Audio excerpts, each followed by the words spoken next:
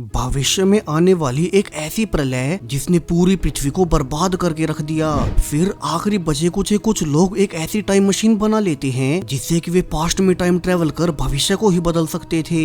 अब क्या सच में ही पास्ट की घटनाओं को बदलकर भविष्य को सुधार पाना पॉसिबल भी है? चलिए शुरू से जानते हैं हमारी brand new time travel adventure series future man में। कहानी की शुरुआत जोश से होती है, जो कि एक रिसर्च लैब में सफाई करने का काम किया करता है। हालांकि उसे अपने काम में कोई खास दिलचस्पी नहीं थी और वो अक्सर एक स्पेशल गेम बायोटिक वॉर्स खेलता रहता।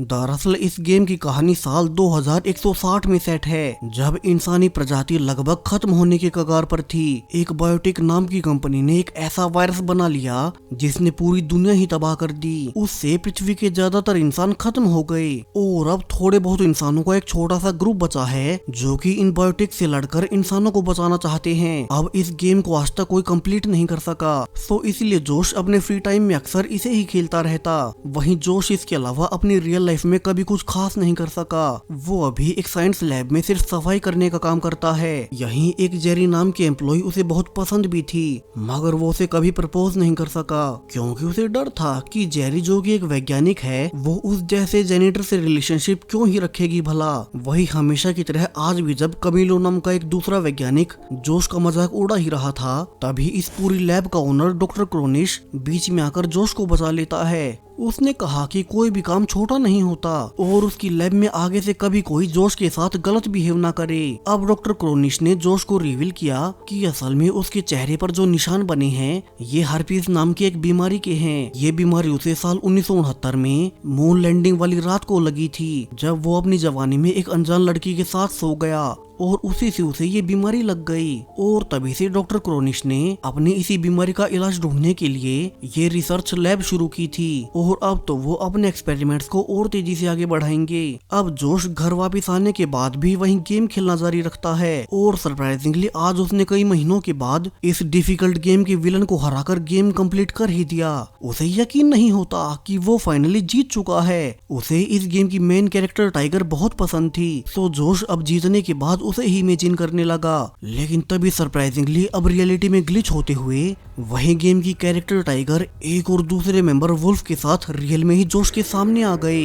अब उन दोनों को रियल लाइफ में ह्यूमन फॉर्म में देखकर जोश बुरी तरह से डर जाता है, क्योंकि वे दोनों तो गेम के कैरेक्टर्स थे, तो फिर वे बाहर कैसे निकल आए। टाइगर अब जल्दी से उसे शांत करते हुए रिवील करने लगती है कि कैसे जिस गेम को जोश अब तक साइंस फिक्शन समझकर खेल रहा था वो सब फ्यूचर में सच होने वाला है। सच में एक बायोटिक नाम की कंपनी एक ऐसा वायरस बना लेगी जो कि एक झटके में दुनिया तबाह कर देगा। सो फ्यूचर यानी कि साल 2160 में टाइगर और वुल्फ जैसे आखिरी बचे इंसानों ने पृथ्वी की तब की सिचुएशन पर एक गेम डिजाइन किया और उसे पास्ट में भेज दिया ताकि वे अपने डार्क फ्यूचर की जानकारियां पास्ट में भेज सकें और दुनिया को तबाह होने से रोक सकें। और अब चूंकि जोश ने इस गेम को खेलकर कंप्लीट कर लिया है, तो अब वे उसकी मदद लेकर पास्ट में उस समय में टाइम ट्रेवल करेंगे जब बायोटिक कंपनी की शुरुआत हुई थी और वे पास्ट को बदलकर दुनिया बचा लेंगे।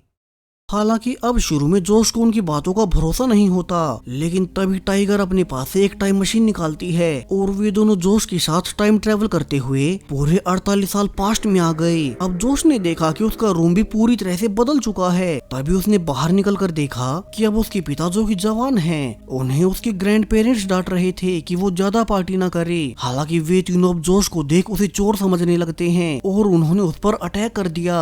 जोश अब किसी तरह से उनसे बचते हुए अपने घर से बाहर निकलता है और वो ये देखकर हैरान रह गया कि वो तो सच में ही साल 1969 में आ चुका है। अब टाइगर और उसका साथी वुल्फ जोश को एक रेस्टोरेंट में बैठाकर सब समझाने लगते हैं, जहाँ पहले तो वुल्फ जी भरकर खाने लगा क्योंकि भविष्य के जिस समय से वे आए थे तो वहाँ तो उन्हें चूहे तक मारकर खाने पड़ते थे। जिसके बाद अब उन्होंने जोश को सब समझाना शुरू किया कि कैसे आज वही मून लैंडिंग की रात है और आज वे उस वैज्ञानिक को ही जान से मार देंगे जो कि भविष्य में जाकर बायोटिक कंपनी की शुरुआत करेगा और वायरस बनाएगा। और उस वैज्ञानिक का नाम क्रोनिश है, वही क्रोनिश जिसकी लैब में जोश अपने प्रेजेंट टाइम में काम किया करता था। अब ये सुनकर तो जोश को बिल्कुल यकीन नहीं होता कि डॉक्टर क्रोनिश जो कि बहुत दयालु हैं, उन्होंने कितनी बार उसकी मदद की, वही फ्यूचर में जाकर दुनिया को तबाह करने का जिम्मेदार बनेगा। अब टाइगर और वुल्फ उसे रिवील करते हैं कि क्रोनिश की लैब में जो वैज्ञानिक रिसर्च कर रहे हैं, उसी रिसर्च के दौरान वे फ्यूचर में जाकर बायोटिक्स की शुरुआत करेंगे और सब कुछ उस वायरस की शुरुआत वहीं से होगी। तो अब वे इसी समय में यंग क्रोनिश को जान से मार देंगे और दुनिया का फ्यूचर बदल देंगे। हालांकि अब जोश उनके इस फैसले के बिल्कुल खिलाफ हो गया। उसने कहा कि वे किसी को मार नहीं सकते। तभी उसे याद आया कि डॉक्टर क्रोनिश ने खुद उसे बताया था कैसे आज की रात एक लड़की से यंग डॉक्टर क्रोनिश को बीमारी लग जाएगी और उसी का इलाज ढूंढने के लिए वे फ्यूचर में लैब शुरू करेंगे। सो अब जोश के अनुसार अगर वो आज की रात डॉक्टर क्रोनिश को उस लड़की के साथ सोने ही ना दें तो ना ही उन्हें वो बीमारी लगेगी और ना ही वे कभी लैब खोलेंगे। तभी गलती से जोश उन दोनों की फ्यूचर डिवाइस को ऑन कर देता है, जिससे कि हर ओर भगदड़ मच गई और उन तीनों को लुटेरे समझते हुए दो पुलिस ऑफिसर्स उन्हें पकड़ने आने लगे। वहीं जोश भी जब टाइगर और वुल्फ के साथ निकल ही रहा था कि तभी उनके सामने पुलिस की गाड़ी आ गई और वुल्फ अब बचने के लिए उनकी गाड़ी के नीचे एक बम ब्लास्ट कर देता है, जिस ब्लास्ट में एक ऑफिसर जॉर्ज वही मारा गया जबकि उसका दूसरा साथी ऑफिसर जीवित बच गया। तो वहीं तीनों अब जल्दी से भागकर उसी पार्टी की लोकेशन तक पहुंच जाते हैं, जहां अब जोश के अनुसार वो अकेला अंदर जाकर यंग क्रोनिश को उस लड़की के साथ सोने से रोकेगा। हालांकि वुल्फ तो अब यंग क्रोनिश को देखकर उसे जान से मारना चाहता था। वो भविष्य को लेकर कोई रिस्क नहीं ले सकता, लेकिन जोश उन दोनों को बाहर ले गया क्योंकि उसे खुद पर पूरा भरोसा था कि वो आज की रात इवेंट्स को चेंज कर पृथ्वी का भविष्य बदल देगा और दुनिया बचा लेगा। वहीं उसे इसके लिए क्रोनिश को जान से मारने की जरूरत नहीं। जोश अब बाहर से एक स्पेस सूट पहनकर अंदर पार्टी में चला जाता है, जहाँ की उसे पार्टी में मौजूद लोगों के बीच यंग क्रोनिश उस लड़की के साथ दिख ही गया। सो जोश अब जल्दी से उन दोनों के पास जाकर उन्हें आपस में बात करने से रोकने लगता है। हालांकि इसका कोई फायदा नहीं होता। यंग क्रोनिश तो आज की रात उस लड़की के साथ सोने के लिए ही घर से निकला था, सो उसने जोश को इग्नोर कर दिया। जोश अब बात बिगड़ते देख उस लड़की के सामने डांस कर उसे इम्प्रेस करने लगता है और उसका ये आइडिया काम भी किया। वो आज की इस पूरी पार्टी में फेमस हो जाता है। वहीं बाकी लड़कियों के साथ साथ क्रोनिश के साथ वाली लड़की भी जोश से इम्प्रेस हो गई और क्रोनिश को इससे बहुत गुस्सा आता है। हालांकि इसी बीच जोश ने गलती से अपना आईफोन जो कि वो फ्यूचर से लाया था वो इस समय के एक आदमी के पास छूट गया और जोश इससे बेखबर अपना मिशन पूरा कर अब जल्दी से जाकर वुल्फ और टाइगर के साथ फिर से टाइम ट्रेवल करते हुए अपने प्रेजेंट टाइम यानी कि साल 2017 में वापस आ जाता है। अब यहाँ कर तीनों बहुत खुश थे। फाइनली जोश ने अपना काम पूरा कर लिया और शायद से अब पूरा फ्यूचर भी बदल चुका है। लेकिन तभी उन तीनों के सामने से एक बस गुजरती है जिस पर कि उन्होंने ध्यान दिया कि यहाँ तो डॉक्टर क्रोनिश की लैब का पोस्टर लगा हुआ था, यानी कि वो लैब तो अभी भी मौजूद है, बल्कि अब तो वो और ज्यादा फेमस हो गई। टाइगर और वुल्फ दोनों ये देखकर बहुत गुस्सा होते हैं। उन्होंने वुल्फ को पहले ही कहा था कि उन्हें यंग क्रोनिश को जान से मार देना चाहिए था, लेकिन वो नहीं माना। अब जोश उन दोनों को अपने घर ले जाता है ताकि वे इस बारे में अकेले में बैठकर अच्छे से डिस्कस कर सकें। इसी बीच जोश ने नोटिस भी किया कि अब उनके घर पर एक गन रखी हुई थी और ये गन पहले वाली टाइमलाइन में नहीं थी। तभी जोश के पूछने पर उसके पिता ने रिवील किया कि कैसे साल 1969 में एक बार उनके घर पर एक अनजान लड़का घुस आया था और उससे उनकी लड़ाई भी हुई, जिसके बाद वे हमेशा अपने घर पर एक गन रखा करते हैं। अब जोश समझ गया कि ये तो सेम वही घटना है जो कि उसी की वजह से पास्ट में हुई थी और अब उसका असर इस नए फ्यूचर पर पड़ गया है। इतना ही नहीं, जोश को दूसरे बड़े चेंजेस भी दिखने लगे कि कैसे अब इस नए फ्यूचर में आईफोन्स का नाम बदलकर ब्लैक एप्पल हो चुका है, यानी कि जब वो 1969 में अपना आईफोन गलती से पास्ट में भूल आया था तो जिसे वो आईफोन मिला था उसने उस फोन की कॉपी कर अपने नाम से बेचना शुरू कर दिया और इस नए फ्यूचर में वही ब्लैक एप्पल का ओनर है। अब जो सब समझ चुका था कैसे पास्ट में किया गया छोटा सा चेंज फ्यूचर को बहुत भयानक तरीके से बदल देता है, लेकिन उसे अभी ये समझ नहीं आता कि उसने तो यंग क्रोनिश को उस लड़की के साथ सोने से रोक दिया था, तो फिर भी उसे वो बीमारी क्यों हुई और उसकी लैब वैसे की वैसे क्यों है। हालांकि इस बार टाइगर और वुल्फ ने कहा कि वे इसी वक्त में डॉक्टर क्रोनिश को मार देंगे क्योंकि उन्हें और ज्यादा टाइम ट्रेवल करने के लिए हर बार 2 दिन के लिए रुकना ही पड़ता है। उनकी मशीन से एक बार टाइम ट्रेवल करने के बाद उस मशीन को दोबारा रीसेट होने के लिए कुछ और समय चाहिए होता है, तो वे इसी समय में डॉक्टर क्रोनिश को मार देंगे। दोनों अब जोश को लेकर उसकी लैब में पहुंच गए, जहां की जोश पहले उन दोनों को बाहर इंतजार करने का कहकर खुद अकेला लैब के अंदर जाता है। यहाँ उसने सबसे पहले डॉक्टर क्रोनिश से मिलकर पूछा कि उन्हें ये बीमारी कैसे हुई। अब डॉक्टर क्रोनिश ने बताया कि कैसे साल 1969 की पार्टी वाली रात को एक लड़की ने उसे धोखा दे दिया था और वो किसी और के पीछे चली गई, जिसके बाद उसका दिल टूट गया और वो गुस्से में आने वाले कई सालों तक बहुत सारी लड़कियों के साथ सोते रहे और उन्हीं में से किसी से उसे बीमारी लग गई। इसके बाद फिर से सेम वही उसने अपनी बीमारी का इलाज ढूंढने के लिए ये लैब शुरू की।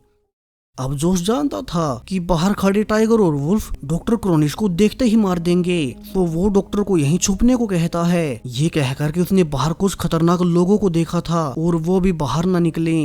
तो वहीं बाहर भी अब तक टाइगर और वुल्फ को लगने लगा कि कहीं जोश ने उन्हें धोखा तो नहीं दे दिया, तो वे भी अब लैब वर्कर्स के कपड़े पहनकर अंदर घुसने लगते हैं ताकि इस बार जोश के मना करने के बावजूद डॉक्टर को यहीं जान से मार दें। वहीं डॉक्टर क्रोनिश ने भी बातों बातों में जोश को बता दिया कि अभी जो वे रिसर्च कर रहे थे वो सब उन्होंने ऑलरेडी ऑनलाइन डाल दी है। और यहाँ से तो जोश भी समझ गया कि अब डॉक्टर क्रोनिश को मारने का कोई फायदा नहीं, उनकी रिसर्च तो ऑलरेडी ऑनलाइन जा चुकी है। तो फिर तो फ्यूचर में उसी रिसर्च से कोई न कोई वही वायरस बना ही लेगा। तभी उसने ध्यान दिया कि टाइगर और वुल्फ दूर से ही डॉक्टर क्रोनिश पर निशाना लगा रहे थे, तो वो अब जल्दी से खुद आगे आकर डॉक्टर क्रोनिश को मरने से बचा लेता है। उसे अब भी भरोसा था कि वो डॉक्टर क्रोनिश को बचाकर दुनिया बचा सकता है। हालांकि जब वो अपने दोनों साथियों को समझाने गया कि वे डॉक्टर क्रोनिश को ना मारे, उन्होंने ऑलरेडी अपनी सारी रिसर्च ऑनलाइन डाल दी है, तो भी वुल्फ और टाइगर कहते हैं कि अब इससे कोई फर्क नहीं पड़ता, उन्हें अब कैसे भी करके फिर से पास्ट में जाकर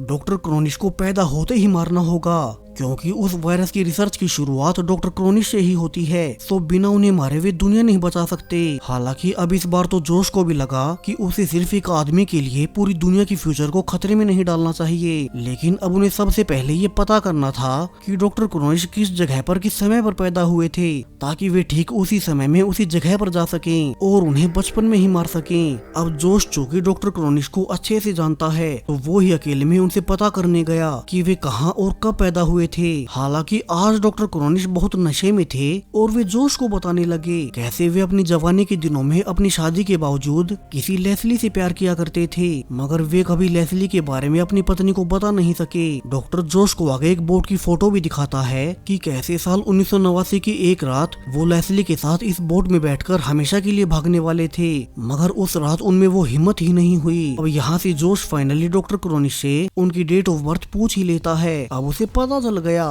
कि वो 24 जून 1949 को पैदा हुए थे। हालांकि उसे बहुत बुरा भी लग रहा था कि वे अब पास्ट में जाकर डॉक्टर क्रोनिश को उनके बचपन में ही मार देंगे। तो जोश उनके साथ एक आखिरी फोटो भी ले लेता है ताकि उनके मरने के बाद इस नई टाइमलाइन में एटलीस्ट वो उन्हें याद तो रख सके। जोश अब सब कुछ जाकर टाइगर और वुल्फ को बताता है, जिसके बाद अब वे साल 1949 में जाकर डॉक्टर क्रोनिश को बचपन में ही मारने के लिए तैयार हो गए। तो वहीं अब तक पुलिस डिपार्टमेंट भी टाइगर और वुल्फ की तलाशी करना शुरू हो चुका था, क्योंकि जब वे दोनों डॉक्टर की लैब में घुसे थे तब लैब के कैमरास ने उन दोनों की फोटोज ले ली और अब पुलिस उन दोनों को ट्रेस करते हुए उन्हें पकड़ने लगती है। वहीं जोश, टाइगर और वुल्फ तीनों अब पुलिस से भागते हुए आखिरकार एक पहाड़ की चट्टान तक पहुंच जाते हैं। अब यहाँ से आगे वे कहीं नहीं जा सकते और वे समझ गए कि अगर वे और ज्यादा यहाँ रुके तो मारे जाएंगे। सो जोश अब जल्दी से टाइगर से टाइम मशीन लेकर बाकी दोनों साथियों के साथ फिर से पास्ट में टाइम ट्रेवल कर जाता है। यहाँ शुरू में उन्हें लगा कि वे साल 1949 में आए होंगे, लेकिन जल्दी वे समझ गए कि जोश जो कि टाइम मशीन को ऑपरेट कर रहा था वो तो जानबूझकर उन्हें साल 1989 में ले आया है।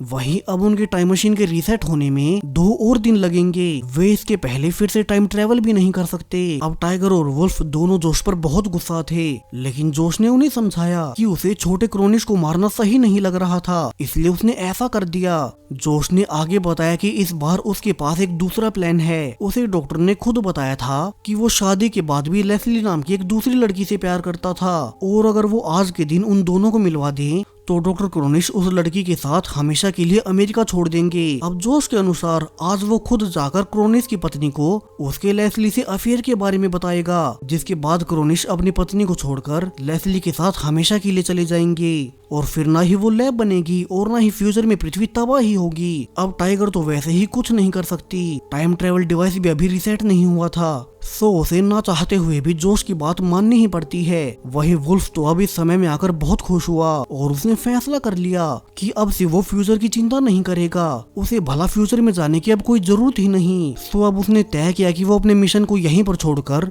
खुद अकेला इसी समय में रुक जाएगा। वहीं जोश अब यंग क्रोनिश के घर में घुसकर ये देखने लगता है कि उसका जिस लेस्ली नाम की लड़की के साथ अफेयर चल रहा था वो कैसी होगी। हालांकि अब जोश ये जानकर हैरान रह गया कि क्रोनिश का जिस लेस्ली के साथ अफेयर चल रहा था वो एक लड़की नहीं बल्कि लड़का था।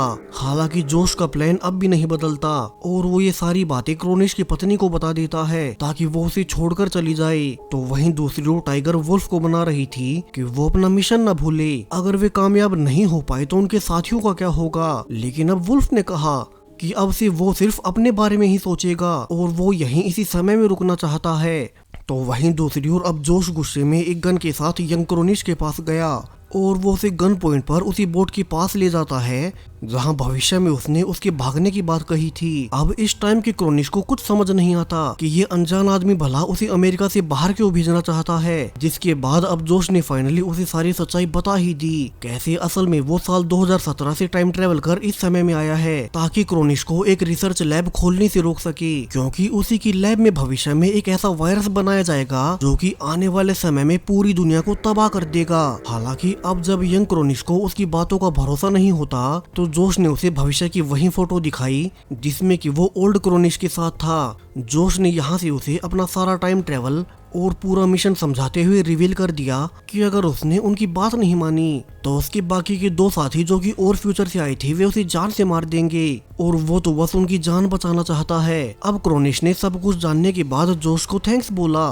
और वो उसे प्रॉमिस करता है कि वो आज की रात लेस्ली के साथ इस बोट में बैठकर हमेशा के लिए यहाँ से कहीं दूर निकल जाएगा, जिसे कि जानकर जोश को बहुत रिलीफ मिला। वहीं कुछ ही देर बाद वहाँ टाइगर भी आ गई और जोश ने उसे सब बताया कैसे उसने आखिरकार क्रोनिश को बहुत दूर भेज ही दिया। हालांकि अब टाइगर उसे एक बुरी खबर देती है कि वुल्फ उनके साथ नहीं जाना चाहता, उसने खुद के लिए इसी समय में रुकने का चुना है। जिसके बाद अब दोनों बिना वुल्फ के ही टाइम ट्रेवल करते हुए फिर से साल 2017 में आ गए, ये देखने की उनका मिशन कामयाब हुआ कि नहीं। लेकिन जब वे पलटे ही थे तो जोश ने ध्यान दिया कि अब तो यहाँ एक बहुत बड़ी बिल्डिंग आ चुकी है जिसके ऊपर क्रोनिश लैब का लोगो था और ये देखते ही टाइगर जोश पर बुरी तरह से भड़क उठी। उसने रिवील किया कि ये बिल्डिंग क्रोनिश बायोटेक असल में साल 2070 में शुरू होनी थी जिसमें कि वो वायरस बनेगा, लेकिन अब इस नई टाइमलाइन में ये कंपनी साल 2017 में ही आ गई। यानी कि जोश ने इस बार भी पास्ट में जाकर भविष्य की बर्बादी को टाला तो नहीं बल्कि उल्टा उसे और जल्दी से शुरू कर दिया। अब टाइगर जोश से पूछती भी है कि उसने साल 1989 में जाकर यंग क्रोनिश को क्या क्या बताया था, जिस पर जोश ने कहा कि उसने उसे उसका सारा भविष्य बता दिया था, साथ में फ्यूचर में जो वायरस फैला था उसने उसका कंप्लीट कंपाउंड फॉर्मूला भी बता दिया ताकि डॉक्टर क्रोनिश उसे भविष्य में जानबूझकर ना बनाए। यानी कि जो भी जोश ने यंग क्रोनिश को फ्यूचर की जानकारी दी थी वो भी इसीलिए ताकि वो फ्यूचर में वो सब ना करे। तो तब यंग क्रोनिश ने उसी जानकारी का इस्तेमाल कर उस बुरे और डार्क फ्यूचर को समय से पहले ही पूरा कर दिया। अब टाइगर कहती है कि जोश जितना बेवकूफ इंसान उसने आज तक नहीं देखा, उन्हें शुरू में ही क्रोनिश को मार देना चाहिए था। सो टाइगर अब गुस्से में टाइम मशीन लेकर क्रोनिश के बचपन में ही उसे अकेली मारने चली जाती है। उसने जोश को यहीं छोड़ दिया ताकि इस बार जोश उसका प्लान फेल ना कर सके। टाइगर अब साल 1949 में आकर देखती है कि यहाँ तो छोटा क्रोनिश और उसकी माँ एक छोटे से घर में अकेले रहा करते थे। ऊपर से क्रोनिश की माँ एमिली ने टाइगर को भीगते हुए देख लिया तो वो उसे आज रात के लिए उसके घर पर रुकने को कहती है। अब टाइगर ने अंदर से फैसला कर रखा था कि वो मौका मिलते ही आज की ही रात छोटे क्रोनिश को मारकर अपना काम खत्म कर देगी। लेकिन तभी एमिली उसे अंदर आकर बताती है कि कैसे उसका पति एक सोल्जर था जो कि वर्ल्ड वॉर 2 के दौरान मारा गया।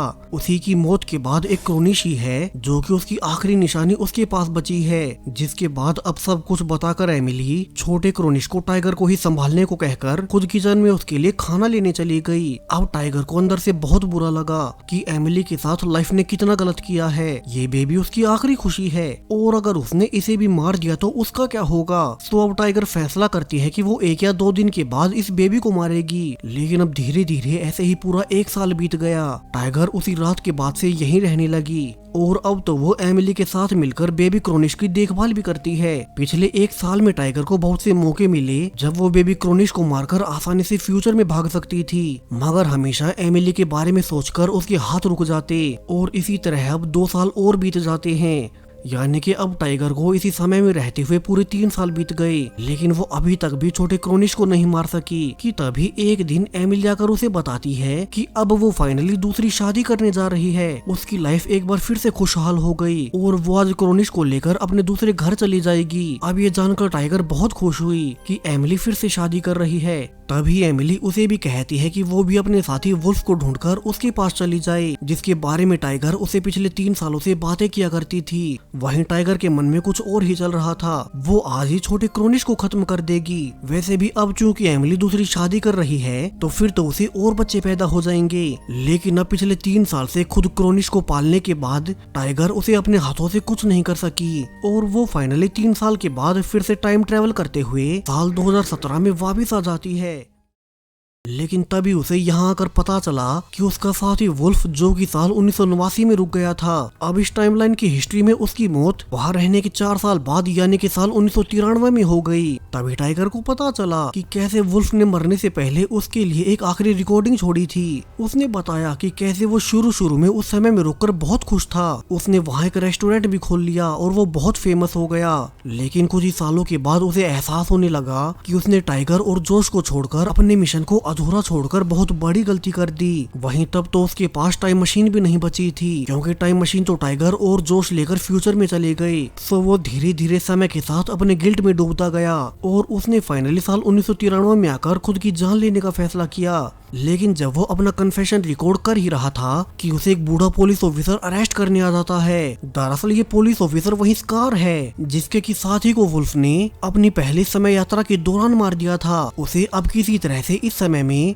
वुल्फ को देखकर याद आ गया कि उसी ने उसके साथी को मारा था और वो उसकी मौत का बदला लेने आ गया, जिसके बाद उसने वुल्फ को गोली मार दी। अब प्रेजेंट में टाइगर सब जानने के बाद अपनी टाइम मशीन से सीधा उसी समय में फिर से चली जाती है जब वो बूढ़ा ऑफिसर साल 1993 में वुल्फ को मारने वाला था। लेकिन इस बार टाइगर टाइमलाइन को बदलते हुए वुल्फ के मरने से ठीक पहले उसे अपने साथ फ्यूचर में ले आई, जबकि वो ऑफिसर तो बुरी तरह से डर गया कि वो इतने सालों से जिन्हें मारने के लिए ढूंढ रहा था वे उसके हाथों से निकल गए और उनके पास कोई टाइम मशीन भी थी। तो वहीं अब साल 2017 में जोश को बहुत बुरा लग रहा था, कैसे उसी की गलती से जो उसने डॉक्टर क्रोनिश को मारने नहीं दिया। अब साल 2017 में एक बड़ी लैब बन चुकी है और इसी की वजह से जल्द दुनिया खत्म हो जाएगी। वहीं अब तो उसे टाइगर भी गुस्सा होकर चली गई। सो जोश अब निराश होकर अपने घर जाने लगता है। लेकिन अब यहाँ पहुंचकर उसने नोटिस किया कि उसका घर अब पहले वाला नहीं बल्कि इस नई टाइमलाइन में बहुत ज्यादा बड़ा और आलीशान बन चुका है। जोश ने देखा कि इस नई टाइमलाइन में गूगल बदलकर ब्लूगल बन चुका है और उसे ऑनलाइन सर्च करने पर पता चला कि वो अब इस बार बहुत फेमस है। वो दुनिया का बहुत बड़ा ऑनलाइन गेमर है, साथ ही साथ वो एक बहुत बड़ी एनर्जी ड्रिंक की कंपनी का ओनर भी है। अब जोश इन सब को जानकर खुश ही था कि थोड़ी ही देर बाद उसके दरवाजे पर टाइगर और वुल्फ आ गए। दोनों अब जोश को सब बताते हैं और जोश ये जानकर हैरान रह गया कि जब वो टाइगर के साथ 2017 में वापस आया था तब से वो सिर्फ अपने घर ही आया है। लेकिन इसी बीच पीछे पास्ट में जाकर टाइगर ने 3 साल बिता लिए, जबकि वुल्फ भी पास्ट में पूरे 4 साल जीकर आ गया है। वहीं जोश तो यहाँ कुछ समय पहले ही आया था और उसने यहाँ एक दिन भी नहीं बिताया। हालांकि अब उसे ये जानकर बहुत खुशी भी होती है कि जैसे वो पहले खुद डॉक्टर क्रोनिश को नहीं मार पा रहा था, वैसे ही टाइगर के पास भी मौका होते हुए भी वो छोटे क्रोनिश को मार नहीं सकी। हालांकि उन्हें अभी भी फ्यूचर को तो बचाना ही है, तो तीनों साथ मिलकर एक नया प्लान बनाने लगते हैं। वहीं अब टाइगर ने उन्हें एक और बुरी खबर दी कि पिछली बार वुल्फ को बचाते हुए उस पुलिस ऑफिसर की गोली टाइम मशीन पर लग गई और अब वो पूरी तरह से टूट चुकी है, यानी कि अब वे चाहकर भी फिर से टाइम ट्रेवल नहीं कर सकते। सो टाइगर अब अपने प्लान के अनुसार क्रोनिश की लैब के एक वर्कर से दोस्ती करने लगती है ताकि वे उसके अंदर घुस सकें। लेकिन तभी उसे वही पुलिस ऑफिसर जिसने की साल 1993 में वुल्फ को मारने की कोशिश की थी, उसने यहाँ टाइगर को पहचान लिया और वो हैरान होते हुए सब समझ गया कि पहले साल 1969, फिर 1993 और अब 2017 हर समय में टाइगर और वुल्फ एक जैसे ही दिखते हैं। यानी कि जब उसने गोली चलाई थी तब वे टाइम ट्रेवल कर रहे थे। तो वहीं टाइगर अब उस वर्कर से दोस्ती कर पता कर लेती है कि कैसे डॉक्टर क्रोनिश ने अब इस नई लैब को बनाने के बाद खुद को वहाँ टॉप फ्लोर पर कैद कर रखा है। वे अब किसी से भी सीधे नहीं मिलते क्योंकि उसे लगता है कि 3 टाइम ट्रेवलर्स उसे देखते ही मार देंगे। अब टाइगर समझ गई कि चूंकि जोश ने उन्हें सारी सच्चाई पहले ही बता दी थी, तो अब डॉक्टर क्रोनिश अपनी सेफ्टी के लिए अपनी लैब से बाहर ही नहीं निकलते। हालांकि उस वर्कर कमीलो ने यह भी रिवील किया कि आज के 3 दिन के बाद वे बाहर आकर एक बहुत बड़ी स्पीच देने वाले हैं क्योंकि उन्होंने कोई बड़ी खोज कर ली। तो अब टाइगर फैसला कर लेती है कि वे तभी क्रोनिश को मार देंगे। तो वहीं दूसरी ओर जोश को भी अब तक इस नई टाइमलाइन के बारे में कुछ और बातें पता चली। इस बार वो खुद तो अमीर था लेकिन उसके पेरेंट्स एक आम से रिटायरमेंट होम में रहते हैं। जोश को यहाँ जाकर पता चला कि कैसे उसके फेमस होने के बाद जब उसके पेरेंट्स ने उसे नशा छोड़ने को कहा तो उसने उन्हें ही घर से निकालकर यहाँ फिकवा दिया। हालांकि अब जोश अपने पिता को समझा नहीं पाता कि वो तो इस टाइमलाइन का है ही नहीं और अभी के लिए वे उसे कोई बात नहीं करते। हालांकि इसी बीच जोश को आइडिया आ गया और वो टाइगर और वुल्फ से कहता है कि चूंकि इस बार उसके फेमस होने से उसके यहाँ के वर्जन ने कभी वो बायोटिक वॉर्स गेम खेला ही नहीं होगा, तो क्यों न वो इस गेम को अब खेलकर कंप्लीट करे और फिर शायद से टाइगर और वुल्फ के फ्यूचर वर्जन फिर से यहाँ आएंगे और फिर उनकी मदद से वे डॉक्टर क्रोनिश की लैब पर अटैक कर सब कुछ खत्म कर सकते हैं। जोश अब आने वाले कई दिनों तक वहीं बायोटिक वॉर्स गेम खेलता रहता है और उसने फिर से फाइनली सारे लेवल्स को कंप्लीट कर गेम को पूरा कर ही लिया और अब फिर से वहीं पहले के जैसे रियलिटी ग्लिच करने लगती है और इस बार फिर से साल 2160 से 2 और टाइम ट्रेवलर्स जोश के सामने आ गए। हालांकि इस बार सरप्राइजिंगली ये टाइगर और वुल्फ नहीं बल्कि 2 अलग लोग थे। टाइगर और वुल्फ उन्हें सब बताते हैं कैसे वे पिछली टाइमलाइन में इस समय में आए थे, लेकिन उनकी गड़बड़ की वजह से डॉक्टर क्रोनिश अपनी लैब में इसी समय में वो वायरस बना रहा है। तो अब 5 अब एक साथ मिलकर उसकी लैब पर अटैक कर सब कुछ नष्ट कर देंगे। अब ये दोनों नए लोग सैम और केसी थे और उन्होंने रिवील किया कि कैसे उनकी नई टाइमलाइन में टाइगर और वुल्फ दोनों ही एक मिशन के दौरान मारे गए। इसके अलावा उनके समय में सिर्फ वे दोनों ही आखिरी इंसानी सर्वाइवर्स बचे हैं। तो अब तो उनका अपने मिशन में कामयाब होना बहुत जरूरी है, वरना तो फिर कुछ नहीं बचेगा। जोश अब बाकी चारों के साथ डॉक्टर क्रोनिश की लैब में घुसने का प्लान समझाने लगता है कैसे उन्हें 2 टीमों में बंटकर उस लैब में घुसना होगा। पहली होगी अल्फा टीम जिसमें टाइगर और केसी रिसेप्शन पर अटैक करेंगी, फिर नीचे से ब्रेवो टीम में वुल्फ और सैम अंडरग्राउंड में जाकर बॉम्ब्स लगा देंगे और सबको उड़ाने लगेंगे और फिर जोश भी मौका देकर लिफ्ट के जरिए डॉक्टर क्रोनिश के टॉप फ्लोर पर पहुंचकर उन्हें और उनकी रिसर्च को बर्बाद कर देगा। हालांकि अब जब केसी और टाइगर बिल्डिंग में बॉम्ब लगा ही देते हैं तो उन्होंने ध्यान दिया कि अंदर तो एक बच्ची भी है। सो टाइगर अब बॉम्ब को बंद करने लगती है क्योंकि वो बच्ची को बचाना चाहती थी और उसे रोकते हुए केसी ने ध्यान दिया कि कैसे टाइगर के गले में छोटे क्रोनिश और उसकी माँ का फोटो लगा था और वो गुस्से में कहती है कि इसलिए टाइगर उसे मार नहीं सकी और अब आगे क्या गारंटी है कि वो डॉक्टर क्रोनिश को मार सकेगी, जिससे कि अब दोनों आपस में ही लड़ने लगती हैं। हालांकि फॉर्चूनेटली उस बच्चे के जाने के बाद उनका प्लान आगे बढ़ गया, जिसके बाद अब जोश टाइगर और वुल्फ को वादा करता है कि वो ऊपर जाकर इस बार सब ठीक कर देगा। वैसे भी उनके पास ये आखिरी मौका बचा था, वरना तो अगर वे इस बार भी फेल हुए तो फिर कभी कुछ नहीं बदला जा सकेगा, पृथ्वी हमेशा के लिए बर्बाद रहेगी। जोश अब आखिरी बार टाइगर और वुल्फ को नीचे ध्यान रखने का कहकर खुद एक संकरी लिफ्ट से चढ़ते हुए ऊपर जाने लगता है। तब तक नीचे टाइगर और वुल्फ बाकी गार्ड्स को रोक कर रखेंगे ताकि जोश को डॉक्टर क्रोनिश के फ्लोर तक पहुंचने में समय मिल जाए, जहां जोश अब फाइनली काफी मेहनत के बाद ऊपर वाले टॉप फ्लोर पर पहुंच ही गया। यहाँ उसने देखा कि डॉक्टर क्रोनिश अब पूरी तरह से बदल चुके थे, तो वो अब गुस्से में उन पर गन पॉइंट करते हुए कहता है कि उसने उन्हें पास्ट में समझाया भी था कि वो ये लैब शुरू ना करें। उसने उन्हें बचाने की कितनी सारी कोशिशें की, लेकिन फिर भी वे हर बार एक ही गलती क्यों करते हैं। अब यहाँ से डॉक्टर क्रोनिश जोश को इस बार की टाइमलाइन के बारे में बताने लगे, कैसे वो उस रात लेज़ली के साथ अपनी बोट में बैठकर हमेशा के लिए निकल गए थे, लेकिन उनकी बुरी किस्मत एक ही साल के बाद लेज़ली एक जानलेवा बीमारी के फैलने से मारा गया। और उसके बाद चूंकि जोश ने पहले ही डॉक्टर क्रोनिश को उसके फ्यूचर के बारे में बता दिया था कि कैसे वो एक लैब बनाएंगे और उसमें अलग अलग एक्सपेरिमेंट्स करेंगे। तो क्रोनिश को लगा कि उसे अपनी डेस्टिनी को पूरा करना चाहिए। वैसे भी वे उस वक्त अकेले रह गए थे, तो उन्होंने फिर से अपनी लैब शुरू की। इस बार तो उसे जोश के द्वारा पहले से पता था कि वो कौन कौन से वायरस बनाने वाला है, तो उसके लिए सब कुछ करना बहुत आसान हो गया। अब ये सुनने के बाद जोश गुस्से में कहता है कि वो उन्हें कई बार बचा चुका है। उसे पहले लगा था कि उसे डॉक्टर क्रोनिश को बदलने का मौका देना चाहिए, मगर वे हर बार दुनिया को खतरे में डालते रहे, चाहे वो उनके लिए कुछ भी कर ले। जोश ने आगे कहा कि बेशक से डॉक्टर को याद न हो, मगर उसकी ओरिजिनल टाइमलाइन में जोश खुद उनकी लैब में सफाई करने का काम किया करता था। तब हर कोई उसका और उसके काम का मजाक उड़ाता, मगर एक वे ही थे जो कि हमेशा उसका साथ देते। और वहीं से उसे उम्मीद मिली कि चूंकि डॉक्टर क्रोनिश उसका साथ दे रहे हैं तो वो भी उनकी जान बचाए, उन्हें मरने ना दे। मगर अब तो वो भी उन्हें बचाते हुए थक चुका है और ये तो उसके पास आखिरी मौका बचा है, वरना तो दुनिया का तबाह होना पूरी तरह से तय है। अब जोश द्वारा डॉक्टर क्रोनिश सब जानने के बाद कि ओरिजिनल टाइमलाइन में वो इतना बुरा नहीं था, तब उसे वो वायरस गलती से बना था, मगर इस बार तो वो जानबूझकर दुनिया बर्बाद करने पर तुला है। डॉक्टर क्रोनिश को अपनी गलती का एहसास होने लगा। जोश तो पहले भी पास्ट में उनकी कई बार मदद करने आया था, लेकिन दोनों समझ गए